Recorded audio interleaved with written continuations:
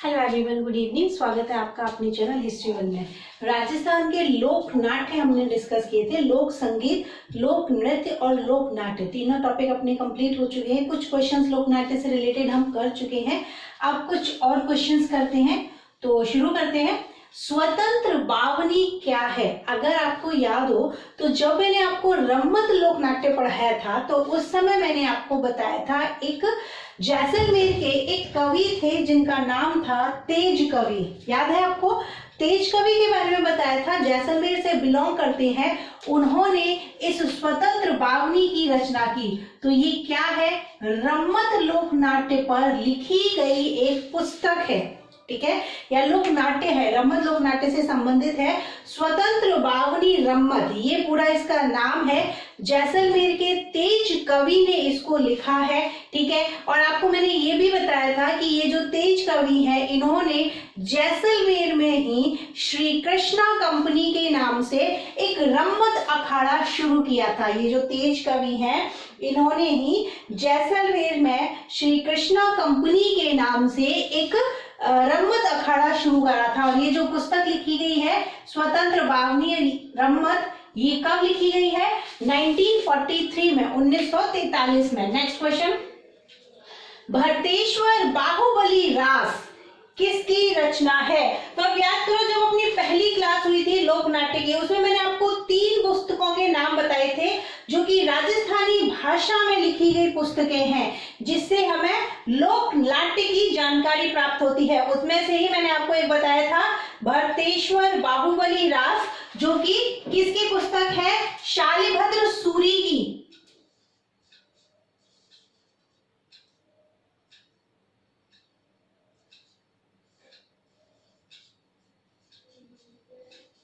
और इन्होंने ये पुस्तक लिखी कब है? 1174 में इन्होंने ये पुस्तक लिखी है, शालिभद्र सूरी। इससे पहले एक वज्रसेन जी ने एक पुस्तक लिखी थी जिसका नाम था भरतेश्वर बाहुबली घोर। वो पहली पुस्तक थी जो राजस्थानी भाषा में लिखी गई थी अपने लोक नाट्य के, ठीक है। इनसे हमें लोक नाट्य के बारे में जानकारी प्राप्त होती है। नेक्स्ट क्वेश्चन, चार बैत क्या है? तो ये क्या है? लोक नाट्य की गायन शैली,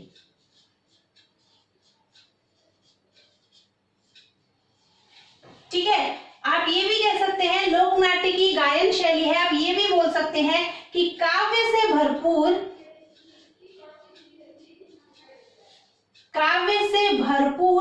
लोक नाट्य विद्या,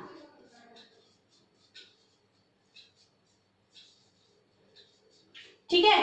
काव्य से भरपूर लोक नाट्य विद्या। मैंने आपको बताया था चारवेत जो गायन शैली है लोक नाट्य की, ये अपने राजस्थान के एकमात्र जिले टोंक जिले में फेमस है। और इसमें होता क्या है? जैसे कव्वाली होती है, और कव्वाली में जो कव्वाल होते हैं वो हाथ से ताली बजाकर गाते हैं, ठीक है।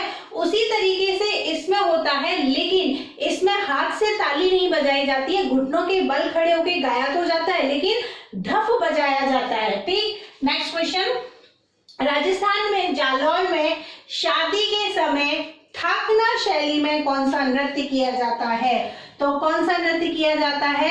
इसका आंसर है ढोल नृत्य। सबको ही पता होगा, जालौर क्षेत्र का एकमात्र प्रसिद्ध नृत्य है ढोल नृत्य, जिसमें जो समूह का नेता होता है वो ठाकना शैली में ढोल बजाता है, ठीक। नेक्स्ट क्वेश्चन, रणबाजा और रतवई नृत्य कौन सी जनजाति के हैं? तो आपको अगर याद हो, मैंने बताया था रात में मेवे कहकर बाजा मत बजा, ठीक है। कौन सी जनजाति का है? मेव जनजाति के नृत्य हैं रणबाजा और रतवई।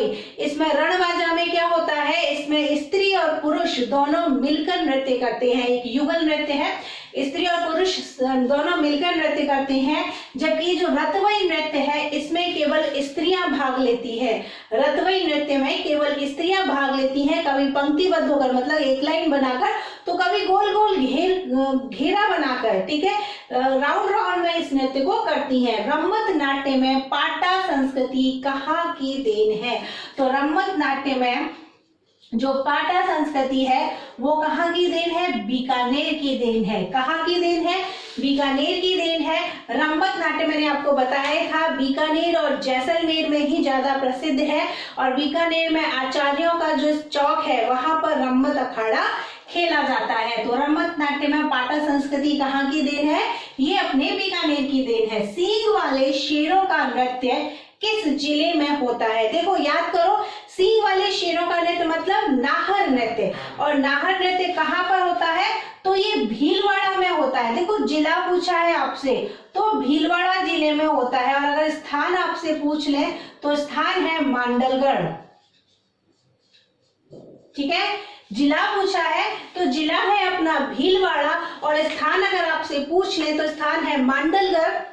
ये जो नृत्य है ये बहुत पुराना नृत्य है, शाहजहां के समय से ही ये नृत्य होता आ रहा है। इसमें होता क्या है बेसिकली, इसमें जो पुरुष होते हैं, जो नर्तक होते हैं, वो अपने शरीर पर रुई लपेट लेते हैं और सींग लगाकर शेर की तरह दिखते हैं और फिर नृत्य करते हैं।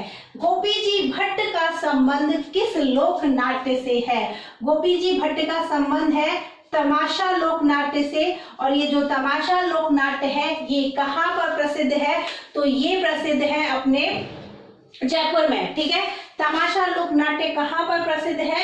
अपने जयपुर में प्रसिद्ध है। और अगर आपको पता हो तो मैंने आपको ये भी बताया था कि ये जो तमाशा लोक नाट्य है ये बेसिकली अपने जयपुर का नहीं है, मूलतः अपने जयपुर का, ये अपने राजस्थान का नहीं है, ये महाराष्ट्र का है। और महाराष्ट्र के भट्ट परिवार तमाशा किया करते थे, और वहीं से ये जो शैली है या ये जो लोक नाट्य है अपने राजस्थान में आया था। और राजस्थान में लोक नाट्य के इस तमाशा लोक नाट्य के प्रवर्तक कौन है? पंडित बंशीधर भट्ट।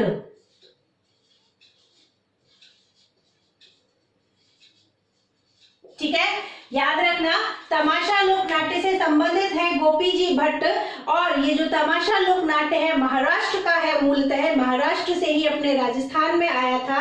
सवाई प्रताप सिंह द्वितीय ने इसको प्रोत्साहित किया था, और इसका प्रवर्तक कौन है राजस्थान में? तो पंडित बंशीधर भट्ट है इस तमाशा लोक नाट्य के प्रवर्तक। शेखावाटी ख्याल के प्रवर्तक कौन है? ख्याल मैंने आपको पढ़ाए थे, ख्याल लोक नाट्य, उसमें आया था शेखावाटी ख्याल। तो इसके प्रवर्तक कौन है? नानूराम चिड़ावा। और ये नानूराम चिड़ावा है कहाँ के? ये झुंझुनू के हैं। ठीक है, तो ये शेखावाटी ख्याल जो है इसके प्रवर्तक कौन है? नानूराम चिड़ावा इसके प्रवर्तक है। लेकिन आप एक बात याद रखना, मैंने एक नाम और आपको बताया था, दुलिया राणा। दुलिया राणा का नाम भी मैंने आपको बताया था, जिन्होंने इस शेखावाटी ख्याल को लोकप्रिय बनाया था। तो दोनों नाम आप याद रखना, नानूराम चिड़ावा और दुलिया राणा। नानूराम चिड़ावा जो कि झुंझुनू निवासी हैं, इन्होंने ये जो है शेखावाटी ख्याल के प्रवर्तक है, जबकि जो दुलिया राणा जी है इन्होंने इस शेखावाटी ख्याल को लोकप्रिय बनाया है। राजस्थान के किस क्षेत्र से अलीबख्शी ख्याल संबंधित है? तो अलवर का मुंडावर ठिकाना। ठीक है, याद रखना, अलवर का मुंडावर ठिकाना है जिससे ये अलीबख्शी ख्याल संबंधित है। और इस अलीबख्शी ख्याल के प्रवर्तक कौन है? राव राजा अलीबख्श। ठीक, याद रखना, नाम से ही पता चल रहा है, उन्हीं के नाम से इसका नाम है। राव राजा अलीबख्श इसके प्रवर्तक हैं, और ये कहाँ पर चलता है? अलवर के मुंडावर ठिकाना। ठीक, अलवर क्षेत्र भी ऑप्शन में आपको मिल सकता है, मुंडावर ठिकाना भी आपको ऑप्शन में मिल सकता है। तुर्रा कलंगी लोक नाट्य में तुर्रा एवं कलंगी किसका प्रतीक है? देखो, तुर्रा कलंगी के बारे में हम सब जानते हैं। जो तुर्रा कलंगी है इसमें तुर्रा है भगवान शिव, और जो कलंगी है वो मां पार्वती का प्रतीक है। तुर्रा कलंगी में तुर्रा जो है वो भगवान भोलेनाथ का, और जो कलंगी है वो मां पार्वती का प्रतीक है। ठीक है, मध्य प्रदेश की बेसिकली ये कला है, और मध्य प्रदेश से ही अपने राजस्थान में मेवाड़ में आई थी, और ये अपने राजस्थान में विकसित हुई। राजस्थान में रासलीला का प्रधान केंद्र कौन सा है? तो कहां पर है रासलीला का प्रधान केंद्र कौन सा स्थान है, वो है फुलेरा। अब एक बात याद रखना, रासलीला से तो हम सभी जानते हैं कि भगवान कृष्ण की लीलाओं के बारे में इसमें वर्णन होता है, लेकिन रासलीला का प्रारंभ किसने किया था? तो नाथद्वारा संप्रदाय, अगर आपको याद हो, पुष्टि मार्गीय या बल्लभाचार्य जो संप्रदाय है उसके जो मेन थे, प्रवर्तक थे बल्लभाचार्य जी, उन्होंने ही रासलीला का प्रारंभ किया था। ठीक है, और राजस्थान में इस पुष्टि मार्गीय संप्रदाय का प्रमुख केंद्र या पीठ कहाँ पर है? राजसमंद के नाथद्वारा में। जिस नृत्य में कोई निश्चित नियम नहीं होते उस नृत्य को क्या कहते हैं? तो देखो, मैंने आपको शुरुआत में ही बताए थे, दो तरह के नृत्य होते हैं, एक तो होता है लोक नृत्य और एक होता है शास्त्रीय नृत्य। जिस नृत्य में कोई नियम नहीं होते, ठीक है, वो नृत्य तो होते हैं लोक नृत्य, और जो नियम, पूरे नियमों के अनुसार, जो नृत्य पूरे नियमों के अनुसार किया जाता है, वो नृत्य होता है शास्त्रीय नृत्य। और शास्त्रीय नृत्य में भी मैंने आपको कथक बताया था, कथक जिसकी जन्मस्थली क्या है? अपना राजस्थान है, जयपुर है। ठीक है, 13 ताली नृत्य का प्रमुख वाद्य यंत्र कौन सा है? तो याद करो, 13 ताली नृत्य जिसमें औरतें, कामर जाति की महिलाएं इस नृत्य को करती हैं। बाबा रामदेव जी के, लोक देवता रामदेव जी की आराधना में ये नृत्य किया जाता है, और वो अपने शरीर पर, बाजू पर, पैर पर 13 मंजीरे बांधकर ये नृत्य करती हैं। तो प्रमुख वाद्य कौन सा, यंत्र कौन सा हो गया? मंजीरा। ठीक है, 13 मंजीरे बांधकर 13 कलाओं के साथ में इस नृत्य को किया जाता है, इसीलिए इसको 13 ताली नृत्य कहते हैं। बैठकर किया जाने वाला नृत्य है, और अपने हाथ पर जो बंधे हुए मंजीरे होते हैं, उन्हीं मंजीरे से ये बाकी के सभी मंजीरों को बजाते हुए इस नृत्य को करती हैं। किस लोक नाट्य की प्रस्तुति के समय इसके मुख्य गीतों का संबंध चौमासा, वर्षा ऋतु का वर्णन और गणपति वंदना से है? तो ये कौन सा लोक नाट्य है? ये है अपना रम्मत लोक नाट्य। ठीक है, कौन सा लोक नाट्य है? रम्मत लोक नाट्य।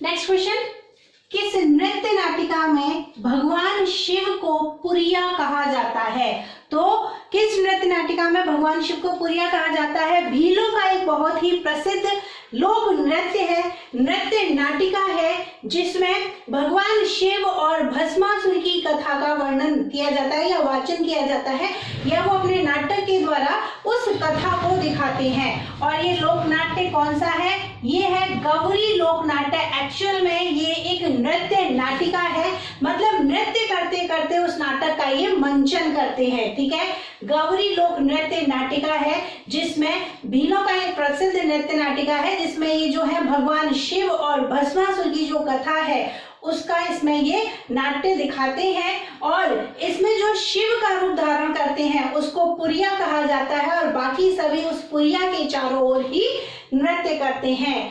तमाशा लोक विद्या को प्रोत्साहन किसने दिया था? तो ये जो तमाशा लोक नाट्य है, ये मैंने आपको बताया था, ये अपने जयपुर में बहुत प्रसिद्ध है, और जयपुर में भी मैंने आपको बताया था कि इसको प्रोत्साहित किसने किया था? सवाई प्रताप सिंह। जयपुर के महाराजा सवाई प्रताप सिंह हैं जिन्होंने इस लोक नाट्य विद्या को प्रोत्साहित किया था। जानकी लाल भांड किस लोक नाट्य से संबंधित है? तो देखो, ये बहरूपिया से संबंधित है, लेकिन एक दो एग्जाम में मैंने ये भी देखा है कि ऑप्शन में बहरूपिया नहीं है, केवल स्वांग मिला है।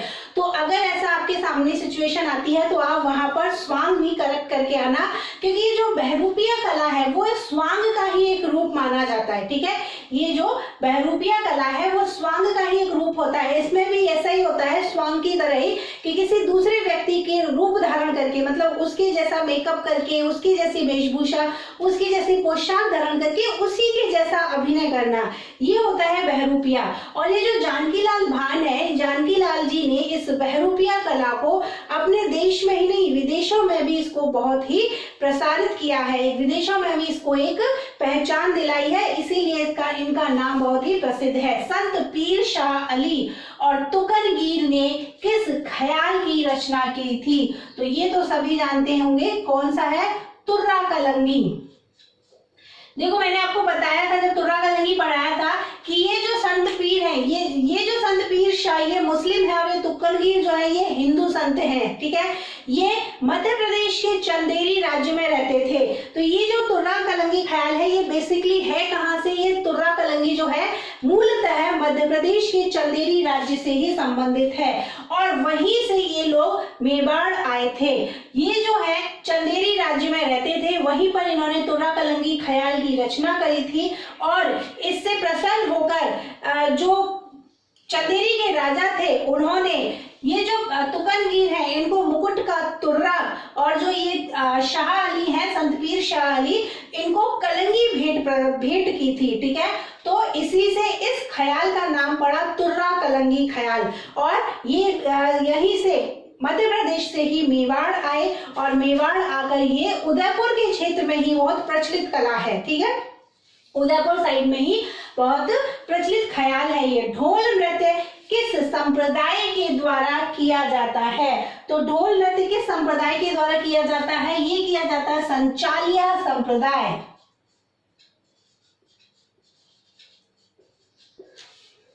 राजस्थान के भूतपूर्व मुख्यमंत्री श्री जयनारायण व्यास किस नृत्य को प्रकाश में लाए थे, तो इनका संबंध ढोल नृत्य से ही है। ढोल नृत्य को प्रकाश में लाने के लिए इन्होंने बहुत कार्य किए थे। कौन सा नृत्य है जो फत्ते फत्ते कहते हुए किया जाता है, तो ये है अपना अग्नि नृत्य। और ये अग्नि नृत्य किस संप्रदाय के व्यक्तियों के द्वारा किया जाता है, तो जसनाती संप्रदाय के सिद्धों के द्वारा ये अग्नि नृत्य किया जाता है। मैंने आपको बताया था कि चारों तरफ अग्नि मतलब जलते हुए अंगारे, धधकते हुए अंगारे बिछाते हैं और इन अंगारों को क्या कहा जाता है, इन अंगारों को गूंगा कहा जाता है और इन अंगारों के चारों तरफ पानी का छिड़काव किया जाता है। और ये जो सिद्ध होते हैं अपने गुरु की आज्ञा लेते ही, गुरु की आज्ञा प्राप्त करते ही फत्ते फत्ते की आवाज लगाते हुए इन अंगारों पर नृत्य करना प्रारंभ कर देते हैं, ठीक है।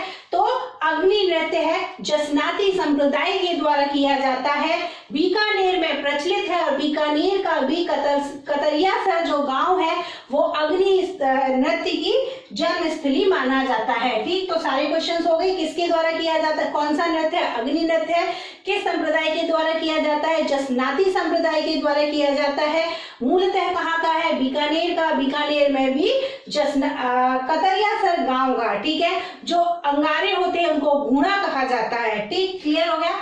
गोमा मेड़ा, कालू कीर, कानी गुजरी किस लोक नाट्य की छोटी नाटिकाएं हैं, तो ये सभी गौरी लोक नाट्य से ही संबंधित हैं। राजस्थान में मूक रामलीला का आयोजन कहाँ होता है, बिसाऊ में। कहाँ पर होता है, बिसाऊ में होता है। और ये जो रामलीला है, रामलीला का प्रचलन किसने शुरू किया था, तो गोस्वामी तुलसीदास जी ने इस रामलीला का प्रचलन शुरू किया था या इस रामलीला का आयोजन शुरू किया था। संत लच्छी राम द्वारा किस ख्याल का प्रवर्तन किया गया था, तो ये है अपनी कुचामनी ख्याल, ठीक है। कुचामनी ख्याल जो कुचामन नागौर सिटी, ठीक है, कुचामन सिटी नागौर के आसपास में प्रचलित होने के कारण, नागौर के आसपास क्षेत्र में, कुचामन सिटी नागौर के आसपास के क्षेत्र में ही ये फेमस होने के कारण इसका नाम पड़ा है कुचामनी ख्याल। नौटंकी में कितने प्रकार के वाद्य यंत्रों का प्रयोग किया जाता है, तो 9 प्रकार के वाद्य यंत्रों का प्रयोग किया जाता है। और कहां पर किस क्षेत्र से संबंधित है, भरतपुर क्षेत्र से संबंधित है। प्रवर्तक कौन है, भूरीलाल, जो कि भरतपुर के डींग निवासी थे। और मूलतः कहाँ की कला है ये, तो ये यूपी के हाथरस की कला है, ठीक है। कोई भी टॉपिक याद करो, मैं बार बार आपको एक ही बात बोलती हूँ, कोई भी टॉपिक याद करना, उससे रिलेटेड सभी क्वेश्चंस आप देखते हुए चलना। नौटंकी के बारे में हमने देखा तो ब्रीफ में छोटा सा देख लो कहाँ से है, मूलतः हाथरस से है, यूपी के हाथरस से संबंधित है। राजस्थान में भरतपुर क्षेत्र में बहुत ज्यादा फेमस है।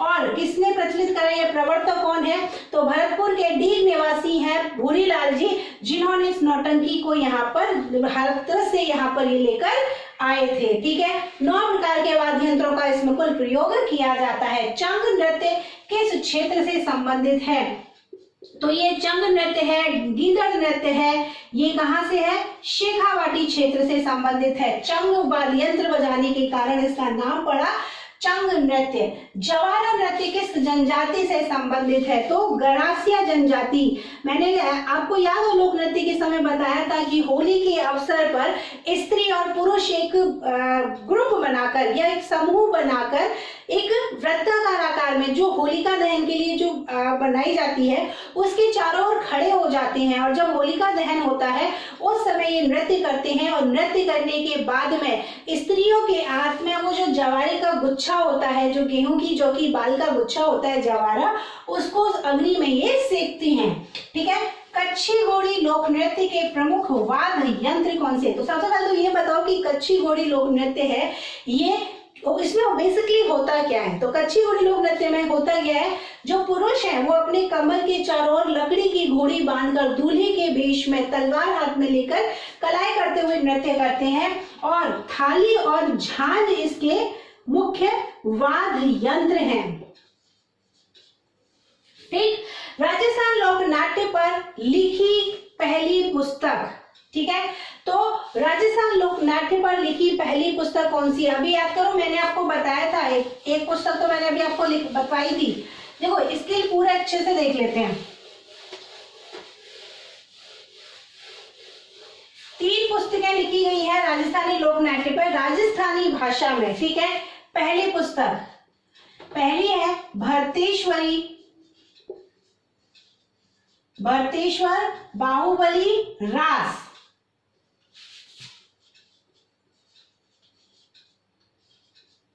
ठीक है। दूसरी है भरतेश्वर बाहुबली घोड़।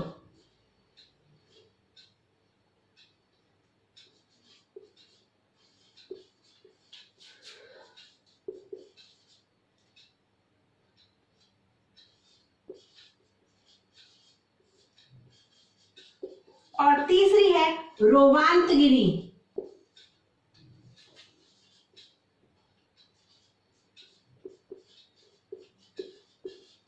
ठीक है। तीनों पुस्तकें मैंने आपको बताई थी। रेवंतागिरी,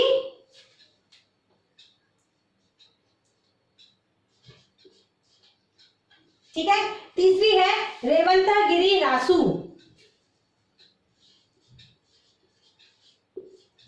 ठीक। पहली पुस्तक भरतेश्वर बाहुबली घोर है, दूसरी है भरतेश्वर बाहुबली रास, और तीसरी है रेवंतागिरी रासू।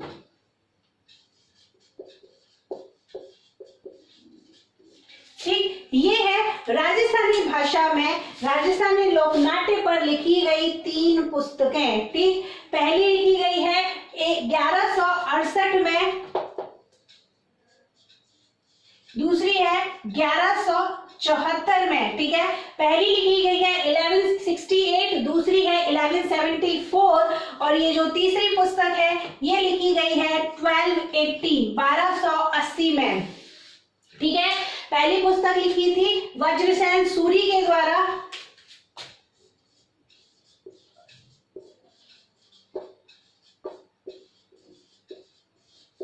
दूसरी लिखी थी जो मैंने अभी आपको पिछले क्वेश्चन में बताई भी थी शालिभद्र सूरी के द्वारा,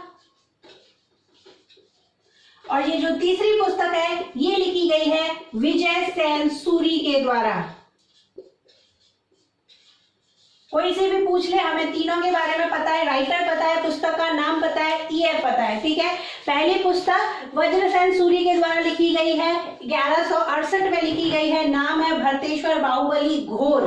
ठीक है। फिर 1174 में शालिभद्र सूरी के द्वारा लिखी गई भरतेश्वर बाहुबली रास, और तीसरी पुस्तक जो है वो विजय सेन सूरी के द्वारा लिखी गई 1280 में रेवंतागिरी रासू। तो ये 3 पुस्तकें हैं जो राजस्थानी लोक नाट्य में राजस्थानी भाषा पर लिखी गई पुस्तकें हैं। ठीक है। यहाँ पर अपना ये लोक नाट्य का टॉपिक कंप्लीट होता है। सभी इंपॉर्टेंट क्वेश्चंस हमने डिस्कस कर लिए, थ्योरी हमने डिस्कस कर ली। अगर अभी भी किसी भी क्वेश्चंस को लेकर के, किसी भी टॉपिक को, पॉइंट को लेकर के डाउट है तो कमेंट बॉक्स में कमेंट करके आप वो पॉइंट अपना पूछ सकते हैं। कल हम अपना एक नया टॉपिक स्टार्ट करने वाले हैं, राजस्थान के लोक वाद्य यंत्र। ठीक है। वाद्य यंत्रों को कल से हम डिस्कस करेंगे। यहाँ पर ये कंप्लीट होता है। अगर वीडियो आपको पसंद आए तो वीडियो को लाइक कीजिए, दोस्तों के साथ में शेयर कीजिए, चैनल को सब्सक्राइब कीजिए। मिलते हैं कल अपने दूसरे टॉपिक के साथ में। तब तक थैंक यू सो मच।